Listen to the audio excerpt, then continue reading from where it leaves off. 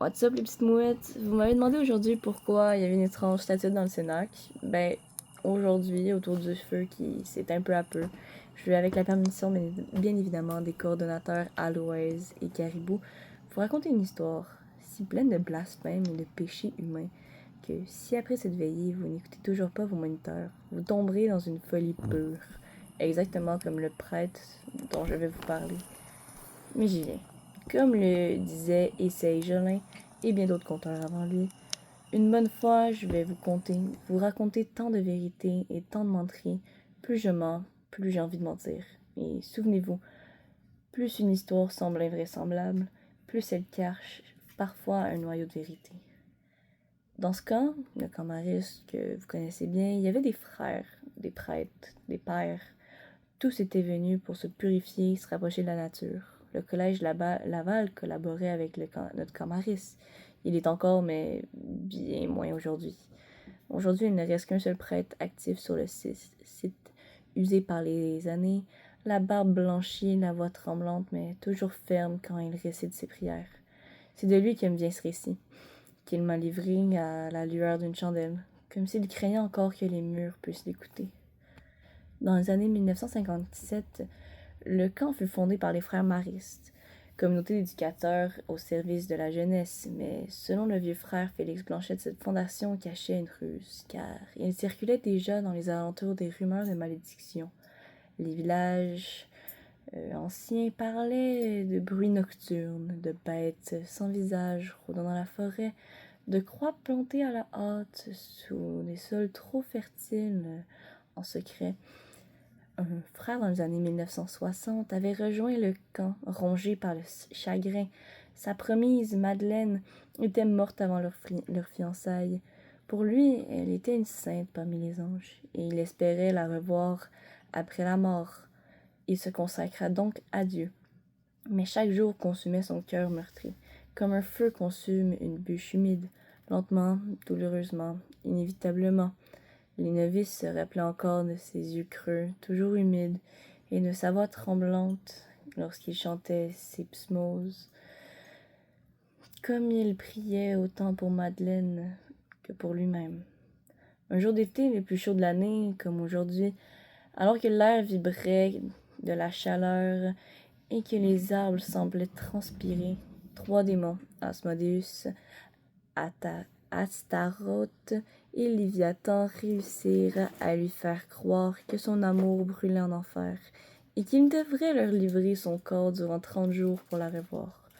Jean-Claude Uriot finit par céder, aveuglé par l'espoir. La foi fissurée par la douleur devint le pont par lequel l'homme s'engouffra. Les jours suivants, il semblait normal, mais ses mains trahissaient son tourment. Il se rongeait les ongles jusqu'à la chair. Les autres frères tenaient à l'apaiser, mais il répondait par des cris ou des rires creux. On essayait de lui mettre des gants, mais il les déchiqueta à coups de dents, comme un animal pris au piège. Au bout d'une semaine, une première enquête révéla la présence de plusieurs entités en lui. On enferma alors dans le cénacle, mais même là, Félix, en lui apportant de l'eau, le surprit à se ronger les orteils jusqu'au sang. L'odeur de soufre emplissait la pièce si forte qu'elle s'accrochait aux habits et qu'il fallait les brûler. Un premier exorcisme fut tenté. Il échoua. 2 prêtres y laissèrent leur vie, leur cœur stoppé net par une force invisible. Alors on appela les exorcistes aguerris. 5 répondirent à l'appel, venus de loin, portant chacune une croix gravée de symboles anciens, souvent en latin, bien évidemment.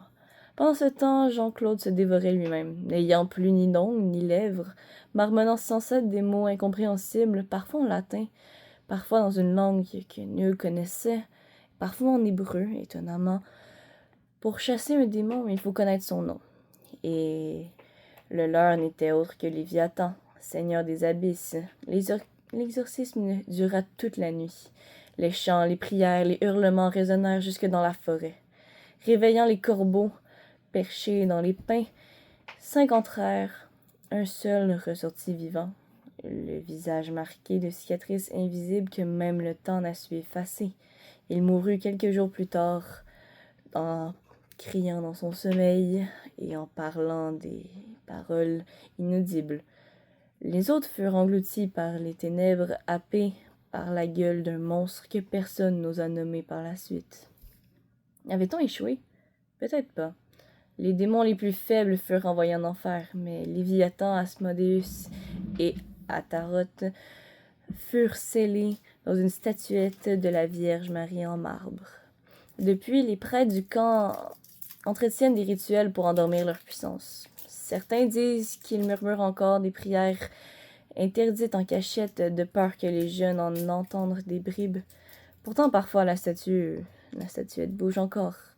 Ceux qui l'ont vu jureront que ses yeux se ferment un instant ou qu'un léger sourire s'y dessine, comme si quelque chose à l'intérieur voulait sortir. Et elle s'en prend toujours à ceux qui osent défier l'autorité. Alors, mes petites mouettes, souvenez-vous, si vous respectez pas vos moniteurs, la statuette pourrait bien vous remarquer. Et croyez-moi, on ne veut pas être remarqué par elle. Allez au lit, il se fait tard, demain on a une grande journée, on s'en va sauter en bas de la roche, qui est super le fun à sauter en bas, là. Vous savez, celle que je parle, là, c'est dans le lac Morgan, là. Ça c'est le fun, ça.